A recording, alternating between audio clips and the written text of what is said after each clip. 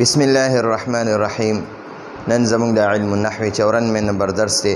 د مرفوعات باز شروع دی. ما تاسو ته د مخکې درس کې ویلو مرفوعات اته دي: فاعل، نائب فاعل، مبتدا، خبر، د کان اسم، او بیا دغه شانتې د ما ولا مشبه بلیس اسم، د ان وغیره خبر، او د لا نفي جنس خبر.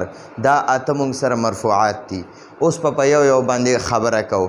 نو ګورئ په مرفوعاتو کې اول نمبر موږ سره فاعلو. نو نن انشاءالله موږ د فاعل باس کوو. فاعل هغه اسم ته وایي. فاعل هغه اسم ته وایي د کم اسم طرف ته چې د فعل نسبت شوی وي.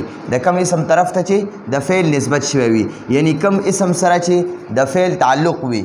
کم اسم سره چې د فعل تعلق وي، او دغه فعل دی او دغه فعل د اسم سره قائم وي، او دغه فعل د اسم سره قائم وي، یعنی د اسم سره ملو وي. لکه قام زیدن، زید ادریدو، قام زیدن.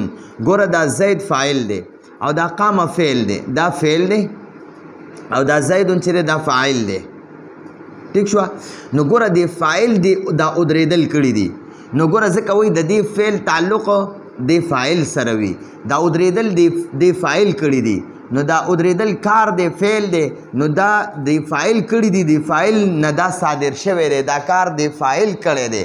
دا فعل د فاعل کړی دی. دا فعل د فاعل کړی دی. نو مونږ وایو دا فعل د فاعل کړی دی. دا ادریدل یو فعل دی، دا یو کار دی. کار ته فعل وایي. نو ګوره دا ادریدل دا د فاعل کړي دي. د زید ادریدل، دا زید ادریدلی دی. نو مونږ وایو دا فعل د فاعل کړی دی، او دوی وایي چې یاره علمي انداز کې وایي چې د فعل نسبت فاعل ته شوی دی. د فعل نسبت فاعل ته شوی، او مونږ وایو چې یاره دا فعل د فاعل کړی دی. لکه زه دا لیکل کوم که نه، نو دا لیکل یو فعل دی او زه فاعل یم. نو د دې لیکلو تعلق ما سره دی، د دې لیکلو نسبت ما ته شوی دی.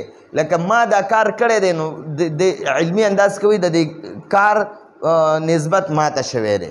ٹھیک شوه؟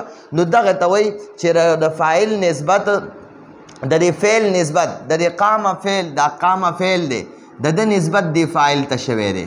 ٹھیک شوه؟ او دغه شانتې ضرب عمرون، دا ضرب یو فعل دی، فعل دی، کار دی، کار. ٹھیک شوه؟ کار دی.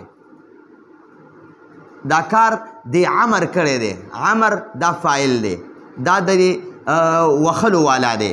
ٹھیک شوه؟ نو دا فعل چې دی که نه، دا فعل دا ضربه فعل دا د فاعل طرف ته نسبت شوی دی، یعنی دا ضربه فعل د فاعل نه صادر شوی دی. دا ضرب نه دی، ضرب وخلو ته وایي. ضرب دا وخل د عمر کړي دي. دا وخل کار چې دی دا د عمر فاعل کړي دي. نو ځکه وایي چې یاره د فعل نسبت د فاعل ته شوی دی، او مونږ وایو یاره د فاعل دا کار کړی دی، د فاعل دا کار کړی دی. نو دوی وایي چې د دې کار نسبت د فاعل ته شوی دی. ٹھیک شوه؟ نو دواړه یو خبره ده جی. دا خو تعریفو.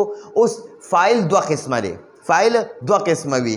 یا به دا اسم ظاهر وي. اسم ظاهر مطلب ښکاره اسم به وي، د فعل نه پس به ښکاره اسم وي. او یا به د فعل نه پس ښکاره اسم نه وي، هغه فعل کې به دننه یو ضمیر وي.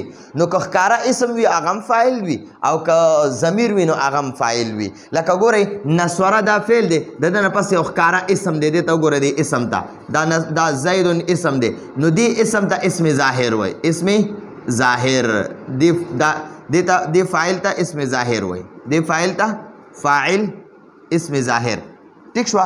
او د نصرتو، دا نصرتو کې دا نصر چې دی دا فعل دی. ٹھیک شوه؟ او دا تو ضمیر نه دی، دا تو ضمیر پکې فاعل دی. تو ضمیر فاعل دی. نو ګوره دلته دا فاعل چې دی دا د ضمیر په شکل کې دی. ٹھیک شوه؟ نو کله به دا اسم ظاهر وي او کله به دا اسم ضمیر وي. دا فاعل به کله اسم ظاهر وي، فاعل به کله اسم ضمیر وي. ٹھیک شوه؟ نو ګورئ دا زیدون فاعل دی او دا نسوره دا فعل دی. نو د دې مطلب دا دی زید مدد کړی دی، زید مدد کړی دی. او نصرتو کې دا تو ضمیر فاعل دی، او دا نصر چې دی دا فعل دی. نو دا فعل چا کړی دی دا فعل دی دا ما کړی دی ګورئ دا نصرتو ما مدد کړی دی ما مدد کړی دی ټیک شوه نو ګورئ دا نصره زیدون دې کې دا اسم ظاهر دی فاعل او نصرتو په دې کې دا اسم ضمیر دی یا ګورئ نصره په دې کې هو ضمیر فاعل دی هو ضمیر فاعل دی ٹھیک شو دغه شانته نصرته پدې کې دا تا ضمیر فاعل دی تا مدد کړی دی نصره معنا د هغه مدد کړی هو ضمیر پکې فاعل دی او پدې کې دا تا ضمیر فاعل دی تا ضمیر فاعل دی ٹھیک شو د دې مطلب دا دی تا مدد کړی دی تا مدد کړی دی ٹھیک شو نو ګوره دې کې دا اسم دا فاعل چې دی فاعل اسم ضمیر دی